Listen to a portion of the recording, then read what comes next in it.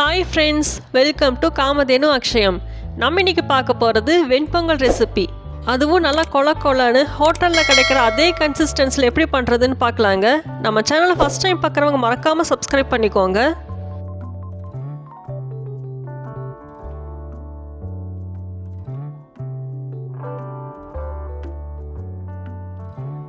நான் இன்னைக்கு பச்சரிசி 2 கப் எடுத்திருக்கேன். நம்ம ரேஷனில் வாங்குகிற பச்சரிசியாக இருந்தாலும் பரவாயில்ல, 2 கப் எடுத்திருக்கேன். இது கூட 1 கப் அளவுக்கு பாசிப்பருப்பு எடுத்துக்கலாம். இதை நேரடியாக சேர்க்காமல் லைட்டாக வறுத்துக்கலாம்.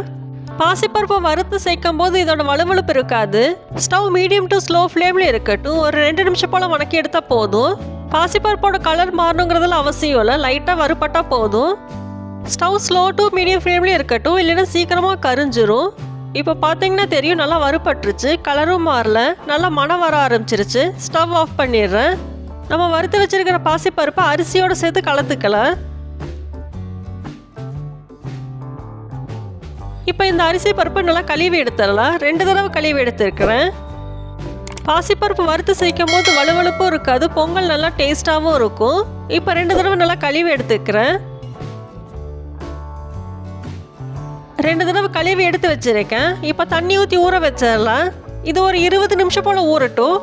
அரிசி பருப்பு நல்லா ஊறும் போது சீக்கிரமாக வெந்துடும், நல்லா கொலைய வெந்துடும். அதுக்காக தான் இது ஊறட்டும். குக்கரில் 7 கிளாஸ் தண்ணி சேர்த்துருக்கேன். 2 கிளாஸ் அரிசி எடுத்திருக்கேன், அதுக்கு 6 கிளாஸ் தண்ணி ஊற்றிருக்கேன். 1 கிளாஸ் பருப்பு எடுத்திருக்கேன், அதுக்கு 1 கிளாஸ் தண்ணி ஊற்றிருக்கேன். மொத்தம் 7 கிளாஸ் ஆச்சு. இப்போ பொங்கலுக்கு தேவையான அளவுக்கு உப்பு சேர்த்துருக்கேன், கல்லுப்பு தான் சேர்த்துருக்கேன். இப்போ இது கூட கொஞ்சமாக மஞ்சத்தூள் சேர்த்துக்கலாம். மஞ்சத்தூள் சேர்க்கறதுனால பொங்கல் பார்க்கறதுக்கு லைட்டாக மஞ்சள் கலரில் இருக்கும், அது நல்லாயிருக்கும். இப்போ மீடியம் டு ஹை ஃப்ளேமில் வச்சு குக்கரில் 2 விசில் விட்டு எடுத்துக்கலாம். இப்போ பாருங்கள், 2 விசில் விட்டு எடுத்துருக்கேன். இப்போ பாருங்கள், சாப்பாடு நல்லா வெந்துருச்சு, ஆனால் குழையலை. நம்ம இதை இப்படியே விட்டோம்னா கொஞ்ச நேரத்துலேயே கெட்டி பட்டுரும், கொலன்னு இருக்காது. பொங்கல் நல்லா கொலன்னு வேணுங்கிறதுக்காக நம்ம ஒரு பாத்திரத்தில் 6 கப் தண்ணி ஊற்றிக்கலாம்.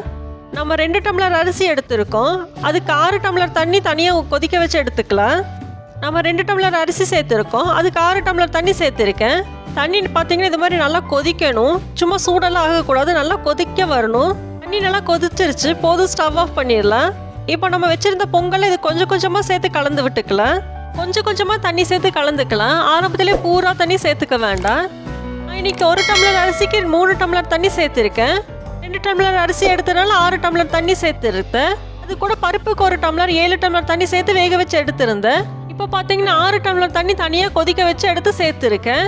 அரிசி எந்த அளவுக்கு எடுத்துருக்கோமோ அந்த அளவுக்கு தண்ணி தனியாக கொதிக்க வச்சு சேர்த்துக்கலாம். இப்போ பாருங்கள் பொங்கல் எந்த அளவுக்கு நல்லா கொலன்னு இருக்குன்னு. இப்போ இந்த பொங்கலை தாளிச்சிக்கலாம். நான் இதுக்கு 4 டேபிள் ஸ்பூன் எண்ணெய் விட்டுருக்கேன். இது பார்த்தீங்கன்னா சன்ஃப்ளவர் ஆயில் தான். நான் இன்னைக்கு நெய் சேர்த்திக்கவே இல்லை. நெய் சேர்த்திக்கிறதா இருந்தால் ஃபுல்லாகவும் சேர்த்திக்கலாம், ஏன்னா பாதி ரேஷியோலையும் சேர்த்திக்கலாம். 2 டேபிள் ஸ்பூன் நெய்யும் 2 டேபிள் ஸ்பூன் ஆயிலும் சேர்த்திக்கலாம். அதுவும் டேஸ்ட்டு நல்லா தான் இருக்கும். வெறும் ஆயிலில் செஞ்சாலும் பொங்கல் டேஸ்ட்டு சூப்பராக இருக்கும். கண்டிப்பாக ஒரு தடவை செஞ்சு பாருங்கள். எண்ணெய் காய ஆரம்பிச்சிருச்சு. இது கூட கொஞ்சமாக முந்திரி போட்டு வறுத்து எடுத்துக்கிறேன். முந்திரி லைட்டாக கலர் மாறினா போதும்.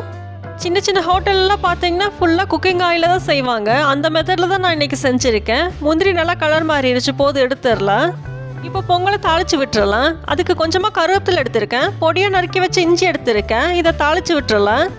ஸ்டவ்வை சிம் பண்ணிக்கோங்க, இல்லைன்னா ஃபுல்லாக எண்ணெய் தெறிக்க ஆரம்பிச்சிடும். ஃபஸ்ட்டு கருவேப்பிலை போட்டிருக்கேன், கொஞ்சமாக இஞ்சி சேர்த்துட்டேன். கருவேப்பிலை 1 நிமிஷம் நல்லா வணங்கட்டும். இப்போ முதல்ல மிளகு போட்டுட்டோம்னா மிளகு வெடிக்க ஆரம்பிச்சிடும். அதனால கருவேப்பிலை போட்டு 1 நிமிஷம் வணக்கிட்டு மிளகு போட்டுக்கலாம். கருவேப்பிலை சேர்த்துட்டு ரொம்ப நேரம்லாம் வணக்க வேண்டாம், 1 நிமிஷம் போல் வணக்கினா போதும். இப்போ மிளகு சீரகம் சேர்த்துருக்கேன். மிளகு 1/2 டீஸ்பூன் எடுத்திருக்கேன், சீரகம் 1/2 டீஸ்பூன் எடுத்திருக்கேன். இப்போ மிளகு சேர்க்கும் போது மிளகு வெடிக்காது. இது 1 நிமிஷம் போல் வணக்கினா போதும்.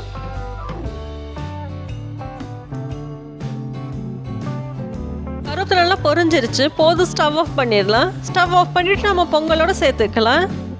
கருவேப்பிலை சேர்த்தியாச்சு. நம்ம வறுத்து வச்சுருந்த முந்திரியும் சேர்த்துக்கலாம்.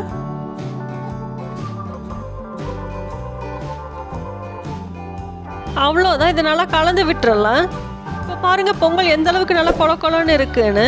இந்த பொங்கல் நம்ம காலையிலேயே செஞ்சு வச்சுட்டாலும் நைட்டு வரைக்கும் இதே மாதிரி கொலன்னு தான் இருக்கும், கெட்டி ஆகவே ஆகாது.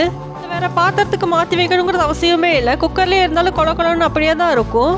இந்த காலையிலேயே செஞ்சுட்டோம்னா லஞ்ச் பாக்ஸை கூட போட்டு கொடுத்துடலாம். இதே மாதிரி கொலன்னு நல்லா டேஸ்ட்டாக இருக்கும். தண்ணி இது மாதிரி தனியாக கொதிக்க வச்சு சேர்த்துனால இது மாதிரி கொலன்னு இருக்குது. நீ அளவு பார்த்தீங்கன்னா நம்ம அரிசி எந்த அளவுக்கு தண்ணி சேர்த்துப்போமோ அந்த அளவு தண்ணியை தனியாக கொதிக்க வச்சு சேர்த்துக்கணும். பாசிப்பருப்பு அளவு பார்த்தீங்கன்னா 1 டம்ளர் அரிசிக்கு 1/2 டம்ளர் பாசிப்பருப்பு சரியாக இருக்கும். அப்போ டேஸ்ட்டு ரொம்பவே சூப்பராக இருக்கும். பாசிப்பருப்பை வறுத்துட்டு சேர்த்துருக்கிறதுனால வலுவழுப்பும் இல்லாமல் இருக்கும். செய்கிறது ரொம்ப ஈஸி தான். பிகினர்ஸ் பேச்சுலர்ஸ் கூட ஈஸியாகவே செஞ்சிடலாம். கொலகுலன்னு பொங்கல் சாப்பிட்றதுக்கு ஹோட்டலுக்கு தான் போகணுங்கிறது அவசியமே இல்லை. நம்ம வீட்லேயே சீக்கிரமாக ஈஸியாக செஞ்சிடலாம். பாருங்க, பொங்கல் எந்த கன்சிஸ்டன்சியில் இருக்கோ அதே கன்சிஸ்டன்சியில் நைட்டு வரைக்கும் இருக்கும். வீட்லேயே கொலன்னு வெண்பொங்கல் சூப்பராக ரெடி ஆயிடுச்சு. நீங்களும் இதே மாதிரி செஞ்சு சாப்பிட்டு பாருங்க. வீடியோ பிடிச்சிருந்தா லைக் பண்ணுங்க. காமதேனு அக்ஷயத்துக்கு சப்ஸ்கிரைப் பண்ணுங்க. தேங்க்ஸ் ஃபார் வாட்சிங்.